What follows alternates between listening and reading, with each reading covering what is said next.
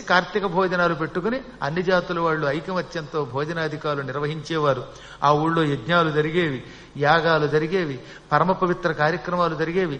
ఇంతెందుకు భూలోకంలో వైకుంఠమా లేక కైలాసమా అన్నట్టుగా ఊరుండేది. స్వర్గం కూడా కాదు, స్వర్గంలో కూడా లోపాలుంటాయి. ఆ ఊరు భూలోక కైలాసమైనా అయి ఉండాలి, లేదా భూలోక వైకుంఠమైనా అయి ఉండాలి. అంత గొప్ప గ్రామం అది, ఆ అరుణాస్పదం అనే ఊరు.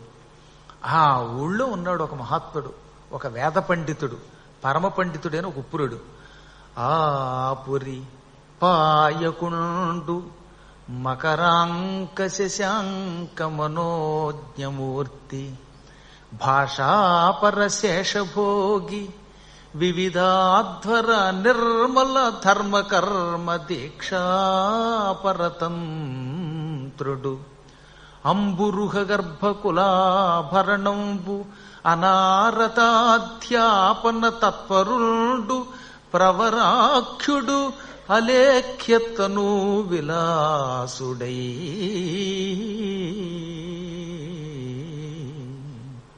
ఆ ఊళ్ళో ఉన్నాడు ఒక పండితుడు, ఆయనకి ప్రవరుడు అని పేరు. ఈ బ్రాహ్మడు ఎటువంటి వాడు? మకరాంక, మకరాంకుడు అంటే మన్మధుడు. మన్మధునికి రథం మీద ఓ జెండా ఉంటుంది, ఆ జెండా మీద మొసలి ఉంటుంది. జెండా మీద మొసలి బొమ్మ పెట్టుకుంటాడు గనక మకరము అంటే మొసలి. ఈ మొసలి చిహ్నంగా ఉంది గనక మకరాంక. మొసలిని జెండా మీద గుర్తుగా కలిగిన వాడు మన్మధుడికి మకరాంకుడు అని పేరు. ఆ మకరాంకుణ్ణి కూడా తిరస్కరించే సౌందర్యం అంటే ఇంది. అంత అందంగా ఉండేవాడు. ఇదంతా గుండు చేసుకుని వెనకాతలు ఇంత పిలక పెట్టుకుంటే ఆయన చూస్తే మన్మధుడు తెల్లబోయి, ఇంత జుట్టున్న నాకంటే గుండు చేయించుకుని పిలక పెట్టుకుని నువ్వే ఎంత బాగున్నావో పండులా బంగారంలా అని ఆశ్చర్యపోయేవట. మన్మధునికి ఈర్ష్య కలిగించే సౌందర్యం అయింది. శశాంక, చంద్రుడి కంటే కూడా మనోజ్ఞమూర్తి, మనస్సుకు ఆహ్లాదం కలిగించే రూపం అయింది. అంతటి అందగాడు ఆయన. అందుకే సాధారణంగా అందంగా ఉన్నవాళ్ళని ఏం చేస్తారనమాట, మన్మథునితోటో చంద్రుడితోటో లేక వసంతునితోటో ఇంద్రుడి కొడుకు జయంతుడితోటో లేక కుబేరుడి కొడుకు నలకోబరుడితోటో పోలుస్తారు. అందరిని మించిన సౌందర్యం కలిగిన వాడు ఆయన. ఇంకా పాండిత్యంలో భాష అపర శేషభోగి, ఆదిశేషుడు మహాపండితుడు.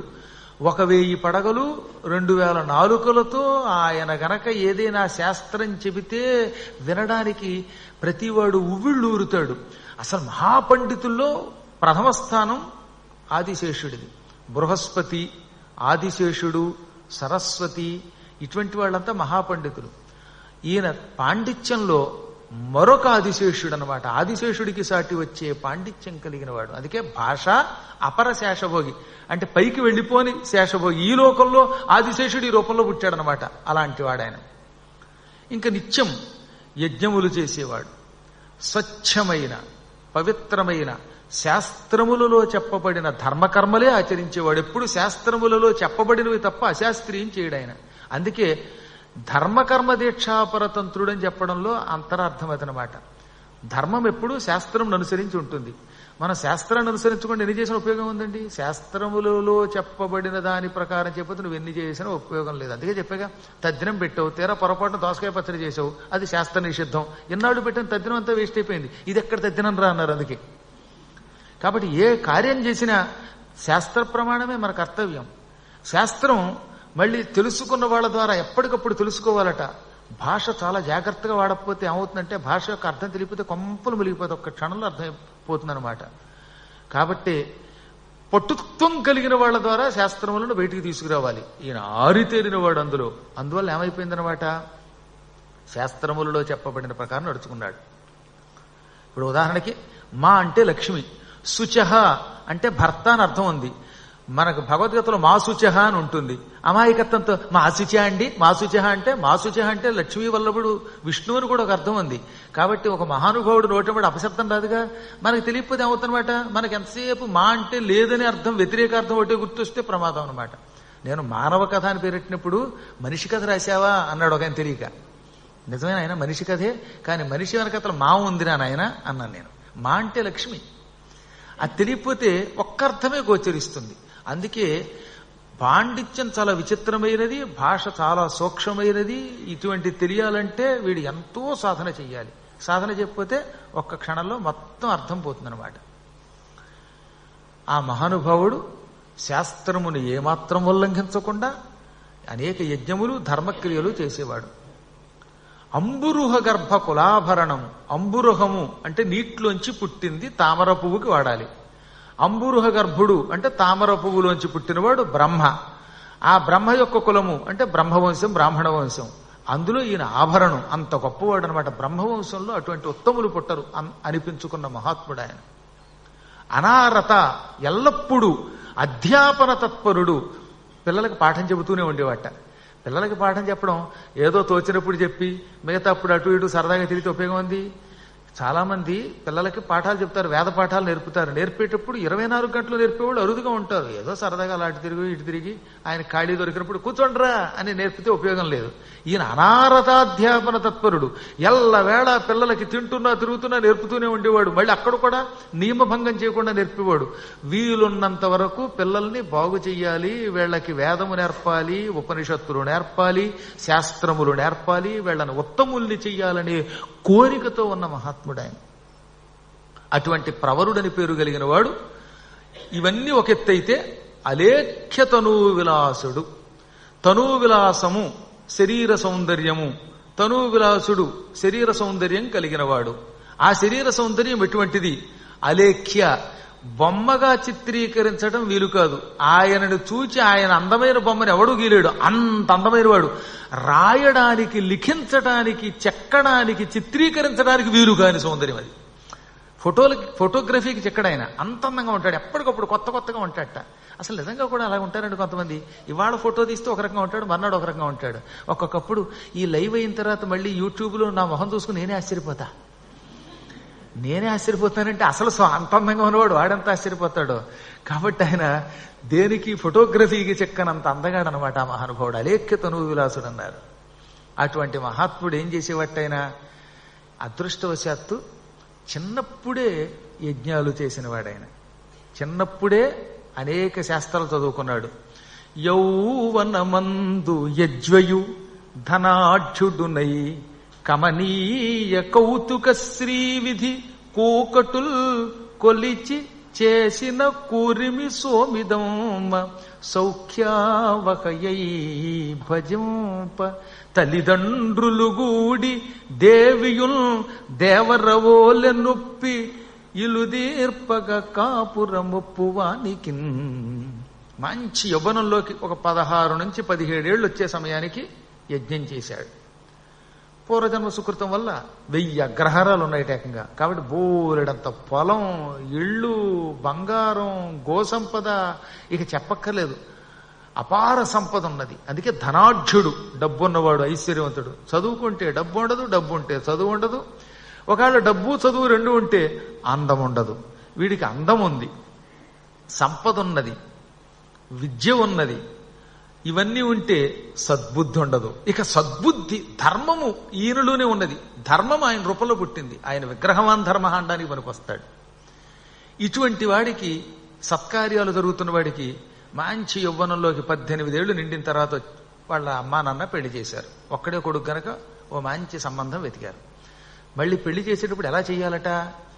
భర్త గారికి 50 ఏళ్ళు, భార్యామడికి 25 ఏళ్ళు ఉంటే అది దరిద్రం. అలా ఉండకూడదు. భార్యాభర్తలు ఇద్దరు ఎలా ఉండాలట? నువ్వా నేనా అన్నట్టుగా ఉండాలట. కొంచెం ఇంచుమించు వయసు ఉండాలట. 3 ఏళ్ల కంటే ఎక్కువ ఉండకుండా చూసుకోవాలండి. పూర్వం కోకటులు కొలిచి చేసి అనేవారు. అంటే జుట్టు కొలిచి చేసేవారట. ఆ యవ్వనంలో వాళ్ళ జుట్టు, వాళ్ళ వయస్సు అన్ని కొలిచి ఇద్దరికి సూటబుల్ అవునా కాదా అనుకునేవారట. కోకటి కొలవడం అంటే ఏంటనమాట, ఆ వయస్సుకి తగినటువంటి వాడు అవునా కాదా అని వెతికేవారు. ఇతనికి ఓ పిల్ల దొరికింది. ఇతనికి ఆ పిల్లకి కేవలం 3 ఏళ్లే గ్యాప్, అంతకంటే ఎక్కువ లేదు. భార్య ఎప్పుడు కొంచెం చిన్నదై ఉండాలి. తనకంటే చిన్నదైన భార్య వల్ల వ్యక్తి తరిస్తాడు. పెద్ద వయస్సులో ఉన్నవాడిని పెళ్లి చేసుకుంటే వాడికి ఆయుక్షేణం దినే దినే అన్నారనమాట. సుస్పష్టంగా చెప్పారు. ఏమని చెప్పారనమాట? బాలార్క, ఉదయిస్తున్న సూర్యుడి కాంతిలో ఎక్కువ తిరగకూడదు. అదే అస్తమిస్తున్న సూర్యకాంతిలో తిరగడం మంచిది. అందుకే ఆ సాయంకాలం ఆడుకోవాలి, పొద్దున పూట కాదు. ఉదయిస్తున్న సూర్యుడి కిరణాలు కొంచెం పైత్యం ఉంటుంది. అందుకే పొద్దుటంట్లో తిరగతినేవారు. అది నీకు ఆయుక్షీణం చేస్తుంది. బాలార్క ఆ తర్వాత ఏమిటనమాట, ఈ ప్రేతధూమశ్చ, శ్మశానంలో శవం కాలుతూ ఉండగా వచ్చినటువంటి ధూమం పీలిస్తే, పొగ పీలిస్తే ఆయువు తగ్గిపోతుంది క్రమంగా. అందుకని ఎక్కువగా చితి మీద నుంచి వచ్చేటటువంటి వాయువు పీల్చకూడదు. ఇవి కూడా ఆయుక్షీణమే. అందువల్ల బాలార్క, ప్రేతధూమశ్చ, వృద్ధా స్త్రీ, తనకంటే వయస్సులో పెద్దదైన స్త్రీని పెళ్లి చేసుకుంటే ఆవిడ సాంగత్యం వల్ల వీడికి అనారోగ్యము ఆయుక్షీణము అవుతుంది. పల్వలోదకం, పల్వలము అంటే నిలవ నీరున్న గుంట, ఇప్పుడు నల్ల చెరువు, అలాంటి నీళ్లు తాగేసామనుకోండి, నిలవ ఉంటుంది కదా, ఆ నీళ్లు తాగితే బ్యాక్టీరియా కడుపులో కడుతుంది, అమీబియాసిస్ వస్తుంది, దాంతో ఆయుక్షీణం అవుతుంది. నీరు మురికైపోయినప్పుడు ఆ నీరు తాగకూడదు, గుంటల్లో నీళ్లు తాగకూడదు, పల్వలోదకం తాగద్దన్నాడు. రాత్రౌ దధ్యన్న భుక్తిశ్చ, రాత్రిపూట పెరుగన్నం తినకూడదు, పాలు తాగాలి. కానీ రాత్రి పెరుగన్నం తిన్నా, మజ్జిగ తాగచ్చు, మజ్జిగ అన్నం తినచ్చు, కానీ పెరుగు డైరెక్ట్ గా గడ్డ పెరుగు, మేగడ పెరుగు అని వేసుకుంటే, అసలు ఇప్పుడు మేగడ ఎక్కడుంది, పూర్వం లోగడ మేగడని ఉండేది, ఇప్పుడు లేదులేండి. కానీ ఏదైనా చిక్కని పెరుగు వేసుకుంటే అజీర్ణ వ్యాధి వచ్చి ఎగిరిపోతాడు గనక ఏమన్నారు, రాత్రౌ దధ్యన్న భుక్తిశ్చ, రాత్రి పెరుగన్నం తినడము. ఇవి ఏమవుతాయి, ఆయుక్షీణం దినే దినే, రోజు రోజుకి నీ ఆయుర్దాయం తగ్గిస్తాయి. ఇవి చెయ్యకూడదు. అందుకని కొంచెం తనకంటే వయసులో చిన్నది ఉండాలి, మరీ అంత ఎక్కువ తేడా ఉండకూడదు అనమాట. పూర్వం ఈ మధ్యకాలంలో అనమాట నేను చెప్పేది, ఒకప్పుడు చాలా బాగా చేసేవారు, కలియుగంలో ఏమొచ్చిందో తెలియదు కానీ ఈయనకి ఆవిడికి 20 ఏళ్ళు 25 ఏళ్ళు గ్యాప్, దాంతో ఈయనేమో ముసలాడైపోవడం వల్ల ఆవిడేమో టింగురంగా అని తిరిగితే ఈయనేమో మూలపడిపోయాడు బంగారల్లా. భార్య కంటే ముందు ఈయన పోయేసరికి ఈ ముసలాయన పోతే ఆవిడ ఎంత బాధపడేదో. పూర్వం రెండో పెళ్లిళ్ళు లేవు కదండి, ఎప్పుడో ఆవిడకి 12 ఏళ్ళు ఉండగానో దిక్కుమాలని 50 ఏళ్ల వాడిని చేస్తే వీడు డామ్ అంటే ఆ తర్వాత యావజ్జీవితం ఆవిడ వైధవ్యంతో బాధపడేది. ఇది న్యాయం కాదట, అధర్మ వివాహం అన్నారు. అమ్మాయి తనంత తాను ఇష్టపడి వెళ్ళిపోతే అది వేరే విషయం, కానీ తల్లిదండ్రులు అలాంటి ద్రోహం చెయ్యకూడదు. అందుకని సాధ్యమైనంత వరకు పిల్లకి సంబంధం చూసేటప్పుడు తుల్య రూప వయో గుణశీలములు అని చెప్పింది పురాణం. ఇద్దరికీ రూపం బాగుండాలి, ఇద్దరికీ వయస్సు సరిపోవాలి, ఎక్కువ గ్యాప్ ఉండకూడదు అనమాట, ఎక్కువ తేడా ఉండకూడదు. గుణములు కూడా ఇద్దరికీ సరిపోతాయి లేదో కాస్త ఎంక్వైరీ చేయాలి. అమ్మాయి రోజు గుడికి వచ్చి ఉపన్యాసం వింటుందనుకోండి, మంచి పిల్లనుకోండి, ఒక ఆవిడ వచ్చేది రోజు పాపం ఓ దండల్లేదు, పోస్టల్ డిపార్ట్మెంట్లో పనిచేసేది, ఈ మధ్యన కనపట్లేదు, ట్రాన్స్ఫర్ అయినట్టుంది పాపం అదే. అలాంటి వాళ్ళు ఉంటారు, వాళ్ళు భక్తితో ఉంటారు, వాళ్ళు రోజు ఉపన్యాసానికి వస్తారు. ఇంత చక్కని భక్తి కలిగిన దానికి ఓ దరిద్రుడిని అంటగడితే వాడికి ఏమో భక్తి అంటే ఇష్టం ఉండదు, నాస్తికుడు వాడు, రోజు దేవుడిని తిడతాడు. ఈ కాపురం ఏం సాగుతుంది? గుళ్ళోకి రావయ్యా, నేను రాను, ప్రసాదం తినవయ్యా, నేను తిన్నాను అనే దౌర్భాగ్యుడిని భగవంతుడు అట్టగట్టకూడదు మనకి ఎవరికి కూడా. నాస్తికుణ్ణి పెళ్లి చేసుకున్న భార్య ఆస్తికురాలైనా, లేక నాస్తికురాలైన పెళ్ళాన్ని పెళ్లి చేసుకున్న ఆస్తికుడైనా ఇద్దరికి ఎంత తంట వస్తుంది. అందుకే గుణములు కూడా కలవాలి చక్కగా. ఇద్దరికీ కూడా దెబ్బరొట్టి అంటే ఇష్టం అయితే ఎంతో సుఖం కదా, రోజు దెబ్బరొట్టెలు వేసుకుని చట్నీ వేసుకుని తింటారు. నాకు ఇడ్లీయే కావాలని వాడు, నాకు దెబ్బరొట్టే అని ఈవిడంటే రోజు దెబ్బలాటే, దెబ్బరొట్టి పోయే దెబ్బలాట మిగులుతుంది. అందుకని ఎంత బాగా చెప్పారండి మన పురాణాల్లో. తుల్య రూప వయో గుణ శీలములు ఉండాలంట. ఈ మూడు అమానంతంగా కలిసి ఉండాలి వాళ్ళల్లో, అప్పుడు ఆ పెళ్లి సార్థకమవుతుంది, లేకపోతే ప్రమాదమవుతుంది అన్నారన్నమాట. అందుకని ఇవన్నీ కొలిచి ఇద్దరికి ఎక్కువ తేడా లేకుండా 3 ఏళ్లు మాత్రమే తేడాలు ఉండేలా చేసి ఇద్దరికి గుణములన్నీ కలుస్తాయి లేదో చూశారు. ఈయనకి సంధ్యావందనం ఇష్టం, అమ్మాయి మీ ఆయన సంధ్యావందనం చేసుకుంటే నీకు ఇష్టమేనా అని ఆవిడ అడిగారు. ఇష్టమేనండి, మా ఆయన సంధ్యావందనం చేసుకుంటే నాకు నిజంగా ఇష్టం అండి అని ఆవిడ ఒప్పుకుందిట. మీ ఆయన కొంచెం పిల్లలకి ఎక్కువ పాఠం చెప్పి ఇంట్లో కూర్చోబెడతాడు, నీకు ఇష్టమేనా? రోజు వేదం చదువుతాడని నువ్వు విసుక్కుంటావంటే, మా ఆయనకి వేదం అంటే ఇష్టం కదా, నాకు ఇష్టం, వేదం పిల్లలకి చెబుతూ ఉంటే ఆనందంగా వింటా, నేనే విసుక్కోను అని ఆవిడ ఒప్పుకుంది. 1-2 సార్లు బలవంగా అడిగారట, గట్టిగా అడిగారట. అమ్మాయి మళ్ళీ తర్వాత బాధపడకూడదు, ఆయనకి వేద పఠనం అంటే ఇష్టం, యజ్ఞములంటే ఇష్టం, వ్యవసాయం అంటే ఇష్టం, ఊళ్ళు వదలకుండా ఊళ్ళో ఉండడం ఇష్టం. ఆయనకి తీర్థయాత్రలు పెద్దగా చెయ్యాలని కోరుకున్నా తిరిగేవాడు కాదు, ఎందుకంటే ఈ క్రియలు దెబ్బతింటాయని. అందుకని ధర్మకార్యాలు ఇష్టం. ఇవన్నీ ఇష్టమేనా? ఇష్టమే. ఇంటికి అతిథులు వస్తారు, వాళ్ళకి భోజనం పెట్టాలనుకుంటాడు ఆయన. నువ్వు తిట్టుకోవు కదంటే, అతిథులు వస్తే నేనే వండి పెడతాను, ఇంట్లో ఎంతమంది వంట వాళ్ళు ఉన్న అవసరమైతేనే వండుతాను అందుట. ఇలా అన్ని అంగీకరించాక ఇద్దరికి పెళ్లి చేశారు. చూసారా మరి ఎంత సంప్రదాయం. కాబట్టి ఇక మీదటి పిల్లల్ని అలా అడగండి. వాడు నల్లగా ఉన్నాడండి అంటే, పర్వాలేదు లేవే, మీ అమ్మని మాత్రం నేను చేసుకోలేదా, నేను మీ అమ్మ గౌడి గేదెలో ఉండేది కదా అని నచ్చప్పు చేసాడు ఒకడు. కర్మ నిజంగా జరిగిందనమాట. పిల్లాడు నల్లగా ఉన్నాడు, ఈ అమ్మాయి తెల్లగా ఉంది. ఏమండి కొంచెం నల్లగా ఉన్నాడండి నాన్నగారు, కొంచెం తెల్లవాడిని చూడండి అంటే, ఎందుకేమి అమ్మ నేను చేసుకోలేదు ఆవిడ మొహం మీదే, ఏది నా ఎదురుగుండా పీటల్లో. అప్పుడు నేనన్నాను, ఆ రోజుల్లో ఏదో గడిచిపోయిందిలే అమ్మా, వాళ్ళిద్దరూ కొట్టుకుంటున్నట్టుగా నువ్వు కొట్టుకోదు, నీకు నిజంగా ఇష్టమైతేనే చేసుకొని గట్టిగా చెప్పా. మీ నాన్న లేదు అమ్మ లేదు, గురువు గారే నీకు అండ అంటే, చివరికి ఆవిడ అమ్మాయి నలుపుకే ఉందిలేండి, ఒక్కొక్కప్పుడు తెల్లగా ఉన్నవాడు నలుపువచ్చు, నల్లగా ఉన్నవాడు తెల్లైపోతాడు, ఏముంది ఒక కారు వెనకాతల పొగొస్తున్నప్పుడు 5 నిమిషాలు నిలబడితే నేను నిలిపెక్కేస్తాను, పోన్లండి అని అడ్జస్ట్ అయిపోయింది. అది వేరే విషయం, బాగానే ఉన్నారు. కానీ పిల్లల్ని అడగాలి మనం, మరీ బలవంతం చేసి మెడలు ఉంచి పెళ్లి చేస్తే సుఖంగా ఉండరట.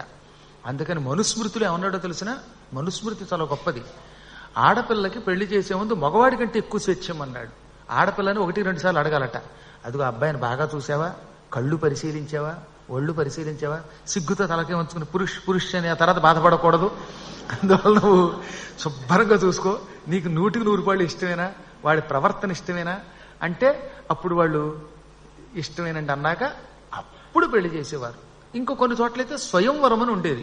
అమ్మాయి చేతికి దండ ఇచ్చేవారు, జనాలందరినీ పిలిచేవారు. ఎంత సుఖం ఉండేది. మంచి వయస్సు కలిగినటువంటి వాళ్ళందరినీ పిలవగానే వాళ్ళు కుర్చీలో కూర్చునేవారు. ఈ అమ్మాయికి చేతికి దండ ఇచ్చేవారు. తలకాయ పైకెత్తమ్మా, వంచకు, ఇదిగో చూడు, ఇదిగో ఈయన పద్మాకర్ గారు, ఆయన శర్మ గారు, ఈయన హరిప్రసాద్ గారు, ఈయనకి ఇంత సంపద ఉంది, ఆయనకి విద్య ఉంది, ఇవన్నీ చెప్పేవారు అనమాట. ఇందులో నీకు ఎవరు నచ్చారు అంటే ఆవిడకి ఎవరు నచ్చితే వాళ్ళ మెడలో దండ వేసేది. ఆవిడ అదృష్టం, ఈయన అదృష్టం. కాబట్టి చెప్పొచ్చేది ఏంటంటే, పిల్లలకి ఈ రకమైనటువంటివి ఎన్ని చెయ్యాలో అవన్నీ శాస్త్రములు చెప్పాయి. అవి కొలిచి చేశారు పెళ్లి అని ఇంత వర్ణన చేశారు ఈ అద్భుతమైన పురాణంలో, సౌరోచేషముల సంభవంలో. అలా పెళ్లి చేయటం వల్లే వాళ్ళిద్దరూ ఆనందంగా యావజ్జీవితం జీవించారటండి. ప్రవరుడు ఆయన భార్య కూడా.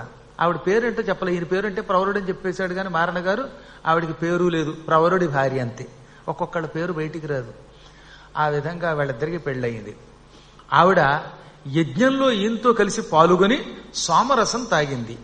ఈయన యజ్ఞం చేసి సోమరసం తాగాడు, అందుకే ఈయన సోమయాజి, ఆవిడ సోమిదేవమ్మైందట. కోకటుల్ కొలిచి చేసిన కూరిమి సోమిదమ్మ అన్నారు. అందుకని సోమిదమ్మ అనే పదం యజ్ఞములో భర్తతో కలిసి పాల్గొని సోమపానం చేస్తే వాడతారన్నమాట. ఆవిడ ఎంతో ప్రేమతో భర్తను చూసేది, భర్త గారు అంతకంటే ప్రేమగా చూసేవాడు. ఈయన పరమనిష్టాగరిష్ఠుడు, ఏకపత్తి వ్రతుడు, పొరపాటున పరస్త్రీని కన్నెత్తి చూడడు. అందువల్ల ఆవిడికి మహర్జాతకం పట్టింది. సౌఖ్యావహయై భజంప, ఆవిడెంతో సౌకర్యాన్ని చేకూరుస్తూ సేవించింది, భర్తను సుఖపెట్టిందన్నమాట. ఇంకా తల్లిదండ్రులు ఇద్దరు, ఈయన ఒకడే కొడుకు, ఈవిడ కోడలు. ఈ ఇద్దరితో కలిసి తల్లిదండ్రులు ఉండేవారు ఆ ఇంట్లో. ఇల్లు చూస్తే లంకంత గృహం, మొత్తం గుంటూరంతా కలిస్తే వాళ్ళకు ఒక ఇల్లు, అంత విశాల గృహం, ఎన్ని గదులు, ఎంత దాసదాసీ జనం, ఎన్ని గోవులు, ఎంత సంపదంతో లెక్కలేదు. ఆయన నిజం చెప్పాలంటే కుబేరుడు కప్పిచ్చే డబ్బును పట్టండి ఆయన ఆ రోజుల్లో, అంత ఐశ్వర్యవంతుడు. అందుకని కుటుంబం హాయిగా సాగింది.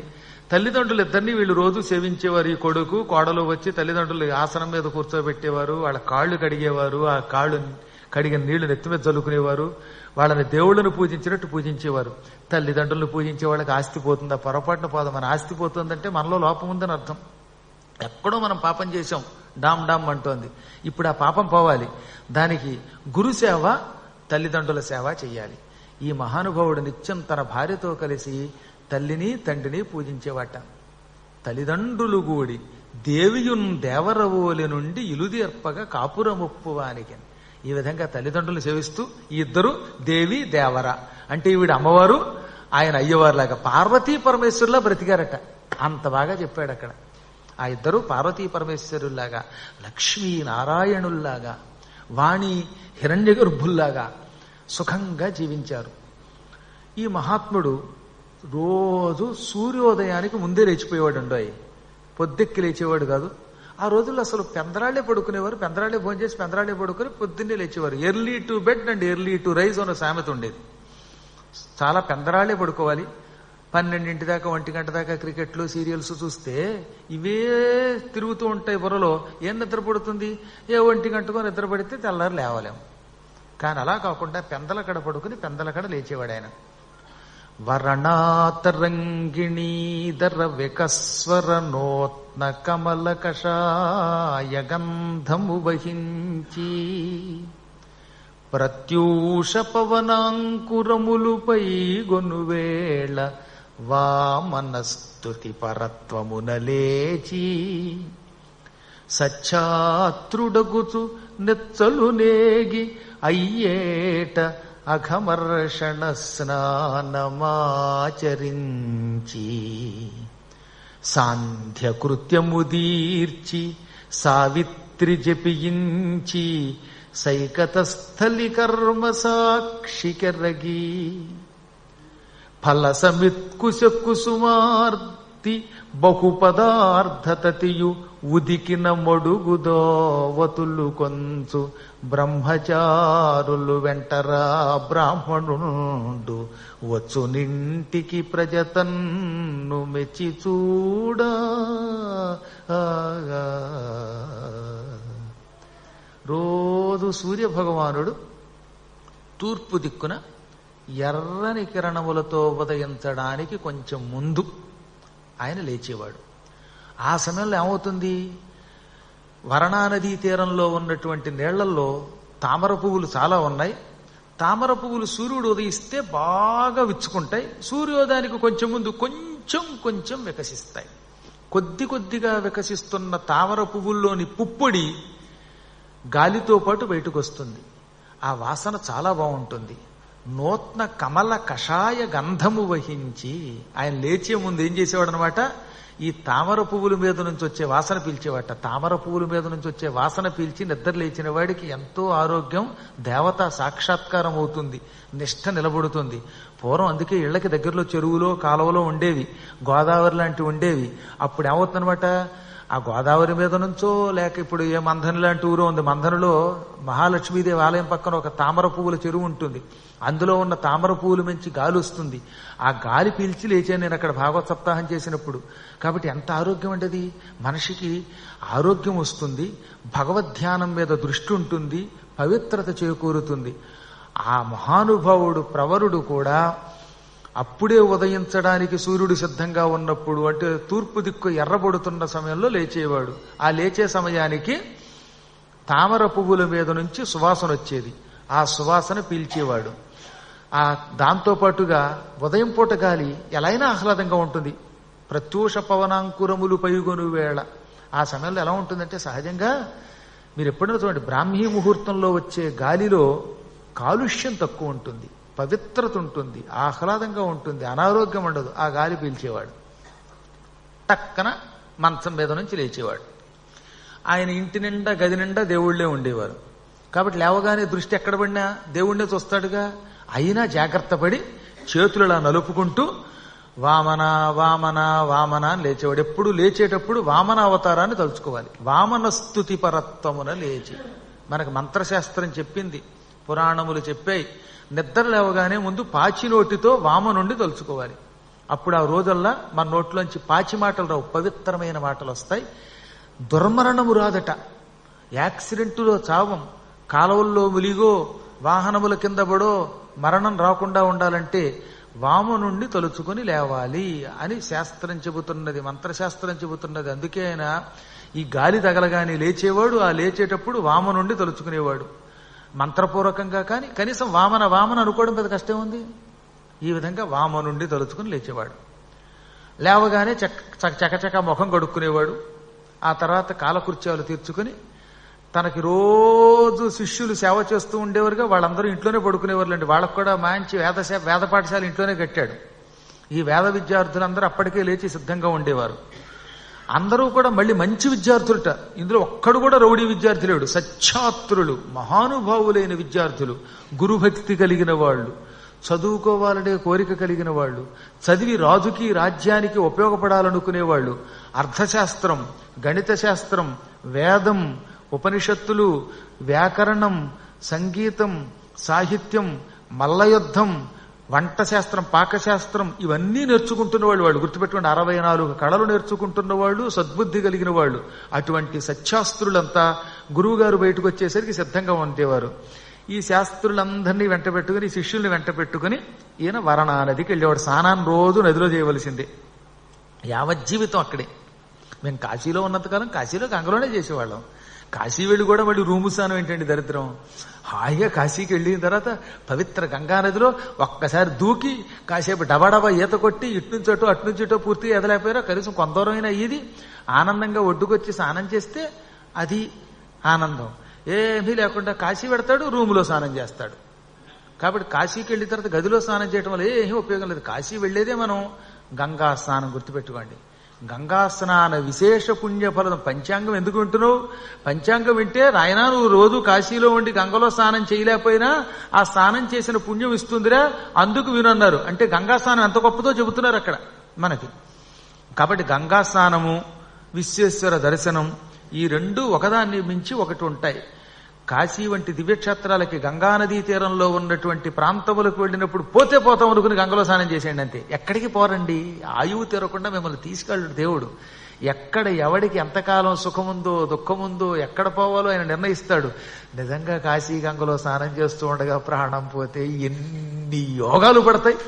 అది మహాయోగం. ఆ యోగం రమ్మంటే వస్తుంది అందరికీ. కాశీలో పోవడం కోసం పెడుతూ ఉంటే నిజంగా కాశీలో మనకు పోయే యోగం వస్తే అదృష్టమే కదా. అది అంత తేలిగ్గా రమ్మన్నా రాదు. అది ఎప్పుడు వస్తుందో తెలియదు, ఎక్కడొస్తుందో తెలియదు. కాబట్టి హాయిగా అక్కడ స్నానం చెయ్యాలి. నదులున్నప్పుడు నదికి వెళ్ళి స్నానం చేయాలి. మేము హాయిగా రోజు గంగలో స్నానం చేసేవాళ్ళం. గోదాట్లో ఉన్నప్పుడు గోదావరి తీరంలో బ్రహ్మాండంగా ఇదేవాళ్ళం. ఈ మధ్యన కొంచెం ఓపిక తగ్గి యువతల నుంచి అవతలకి ఎదలేకపోతున్నాం. కానీ ఒకప్పుడైతే గోదావరిని యువతల నుంచి అవతలకి సునాయాసంగా ఇదాను, కొవ్వూరు గోదావరి దగ్గర. కాబట్టి చెప్పొచ్చేది ఏంటంటే చెయ్యాలి. ఈయన హాయిగా శిష్యుల్ని వెంట పెట్టుకుని ఆ వరణానదికి వెళ్ళేవాడు. ఆ వరణానదిలో అఘమరక్షణ స్నానం చేసేవాడు. అంటే ఏమిటి? పాపములు తొలగించే మంత్రములు సంకల్పంలో చెప్పుకుని స్నానం చేసేవాడు. స్నానం చేసేటప్పుడు గంగానదిలో రకరకాల సంకల్పాలు చెప్తారు అందులో అనమాట. పూర్వజన్మ, భవిష్యత్ జన్మ, ప్రకృత జన్మ, సకల దోష పరిహారార్థం అని వరుసగా బ్రహ్మహత్య, శిశుహత్య, గోహత్య ఇత్యాది మహాపాప వినాశనార్థం అని పవిత్ర గంగాస్నానం అహంకరిష్యే అని చెప్పుకోవాలి. గంగాస్నానం సంకల్పంలో ఇందుకోసం చేస్తున్నాము. ఏమో శరీరంతో చేశామో, మనస్సుతో చేశామో, మరేం చేశామో తెలియదు. ఇంకా భయంకర రోగాలు గేగాలు వస్తాయి. ఈ రోగాలు పోవడానికి మేము స్నానం చేస్తున్నామని సంకల్పం చెప్పుకోవాలి. ఆ చెప్పేటప్పుడు అఘమర్షణం అని ఒక ప్రత్యేకమైన మంత్రం కూడా ఉంటుంది. సకల అఘ వినాశనార్థం అని చెప్పుకుని అప్పుడు ఈ రెండు చెవులు ముక్కు వేళ్లతో మూసుకుని గట్టిగా బుడుంగని మొలగాలి. ఆ మూలిగి స్నానం చేసిన తర్వాత మీ ఇష్టం. ఇక తర్వాత మీ ఇష్టం. ఈత కొడతారో ఇంకోటి కొడతారో ఏదైనా కొట్టుకోండి. ఏం లేకపోతే ఒడ్డు మీద స్నానం చేయండి. ఒకడు నాతో పాటు వచ్చాడు శిష్యుడు, గజి ఎత్తగాడు గురువు గారు అన్నాడు. అంటే ఏమిట్రా అన్నాను. ఒక గజం ఇస్తానండి అంతే అన్నాడు. వాడు గజి ఎత్తగాడంటే. కాబట్టి అందరూ గజి ఎత్తగాడంటే నేను నిజంగా నాలాగే ఏనుగులో ఇస్తాడు అనుకున్నాను. నేనే గజి ఎత్తగాడు గురువు గారు అన్నాడు. సరిగ్గా గజం అంటే రెండో మెట్టు వరకే దిగి తర్వాత పరిగెత్తుకొచ్చాడు. అలాంటి గజి ఎత్తగాడు అక్కడి వరకే వెళ్ళండి, స్నానం చెయ్యండి. మొత్తం మీద ఈ స్నానం చెయ్యాలి. ఈయన ఈ విధంగా అఘమర్షణ స్నానం ఆచరించాడు. ఆ తర్వాత హాయిగా శరీరపు ఈ కల్మషం కస్మలం పోయేలాగా చక్కగా రుద్దుకుని స్నానం చేసి ఇసుక మట్టి ఒంటికి బాగా పట్టించి తోముకుని స్నానం చేస్తే ఎంతో ఆరోగ్యం. ఇవన్నీ అయ్యాక అప్పుడు ఒడ్డుకొచ్చేవారు. ఒడ్డుకొచ్చి ఈ కట్టుకున్న బట్టలతో స్నానం చేశారు గనక